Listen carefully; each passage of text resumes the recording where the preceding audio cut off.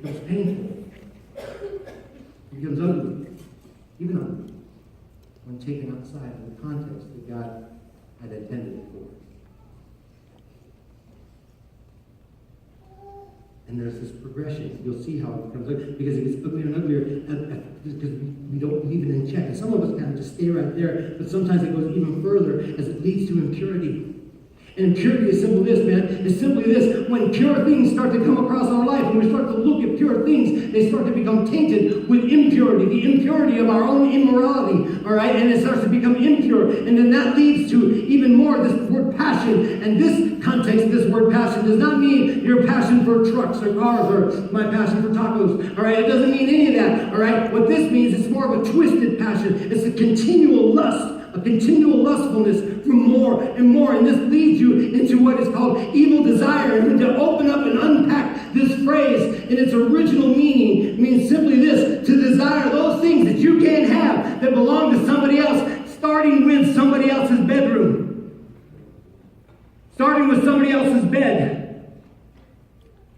Starting with somebody else's wife, somebody else's husband, somebody else's family. And you know what? He's saying, look, man, it's not yours. Stay away, man. Focus on me. Stay right here. Come on, man. I'm trying to lead you, right? This is what he's trying to tell us. And this kind of messes with us all, because one of the biggest underlying unhidden sins of this planet is sexual sins, man. And you're seeing it now because it's starting to rise to the top as you're starting to see sex trafficking, right? Child pornography, more pornography, all right? Sex addictions, all right? You know what? And you just constantly see this. It's going to be a little while, brother. And it happens more and more and more, and it just leads to more and more. And this idea of covetousness is just wanting more and more and more and more, which you cannot have.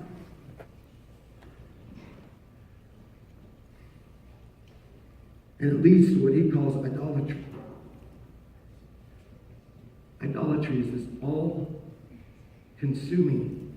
worship for self. For self.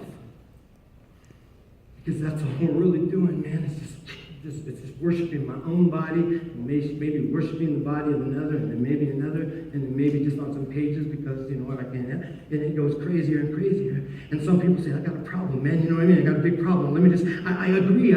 It could be a problem. And some people call it a sickness. And I understand and I can agree with that. But let me just remind you, there is no heart that God cannot heal.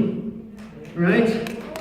There's no heart that God can't heal, and there's no mind that he cannot set free. Amen? Amen. Hallelujah. Hallelujah.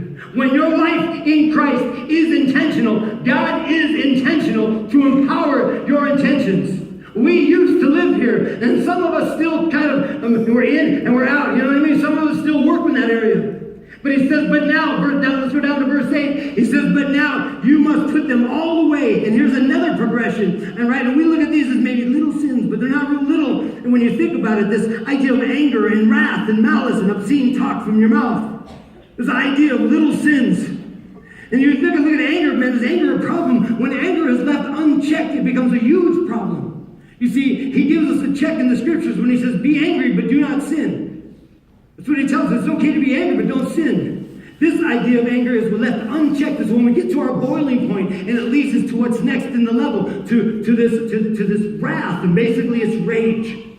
So we start, you know what, I can't keep this in anymore. This is getting ready to come out, and we're walking around in a huff, and we're going nuts, and it leads to the next progression, which is malice, which is basically hostile hate. I want to see harm. I want to see pain. I want to see payment. You know what? There's no payment here, and I want to see it. And guess what? I know, man. I've been there. I got some people that have done a lot of damage to me, even when I was a little boy. And you know what? And I wanted to see damage. I wanted to see pain. I wanted to see hurt. You know what? But I had to ask God to help me to go past this, because I don't want to live in that zone where I'm just under this big ball of just hate. And I had to ask God to help me forgive. And I had to ask him to help me trust him when he says that vengeance is mine, not yours. And so I trust him. I trust him.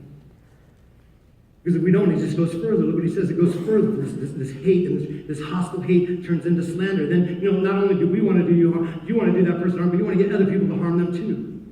We talk some smack about this person, that everybody, you just become a disease to the planet. Nobody wants you around. And this is all obscene. He goes on, he says, do not lie to one another, seeing that you have put off the old self with its practices. He gives us his own sentence. This is not even a progression. He goes right to the point. Don't lie. You don't need to lie. And this is just my only thought. This is a personal thought. I may be wrong. I'm not saying this is theological or not. But I believe that the only good, if you want to call it good, that comes out of lies, the only good that a lie does is protect your own selfishness. Think about it. The only purpose, the only true, bottom line, common denominator purpose of a lie is to protect your own selfishness.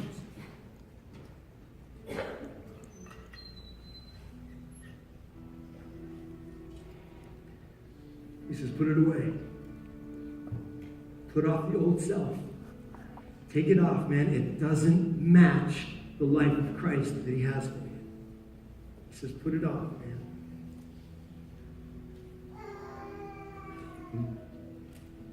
With its practices. What you practice, what you practice, you naturally become.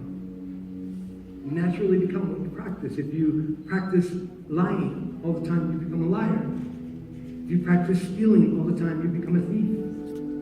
If you practice, the desire and pursuit of other people's bedrooms, you become an adulterer.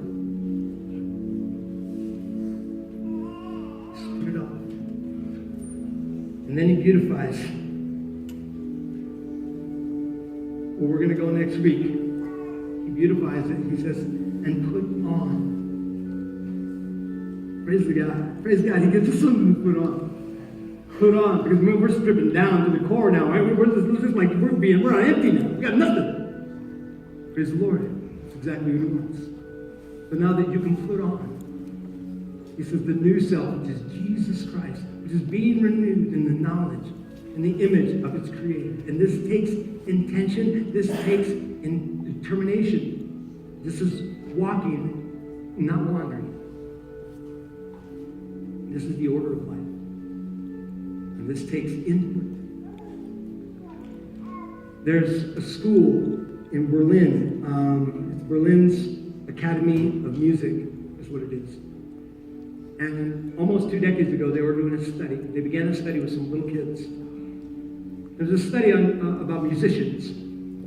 And they had these little kids, and they said, you know what? We're gonna find out what it takes to become just a master, a violinist, a pretty good violinist, and just average.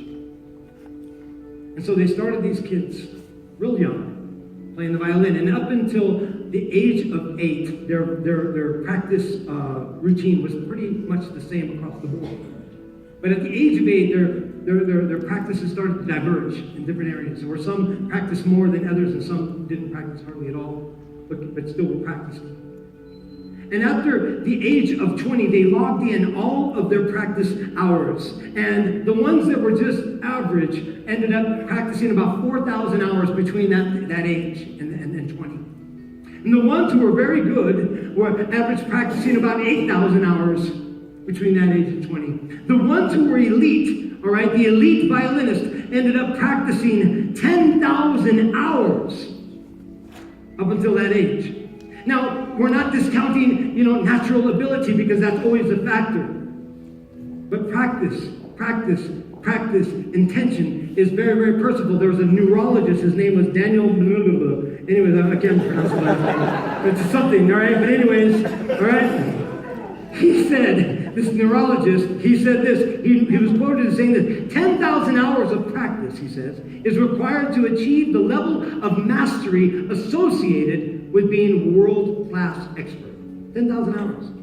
A world-class expert in anything. He said, in study after study, composers, basketball players, ice skaters, concert pianists, even master criminals. This number comes up and up over and over again, 10,000 hours.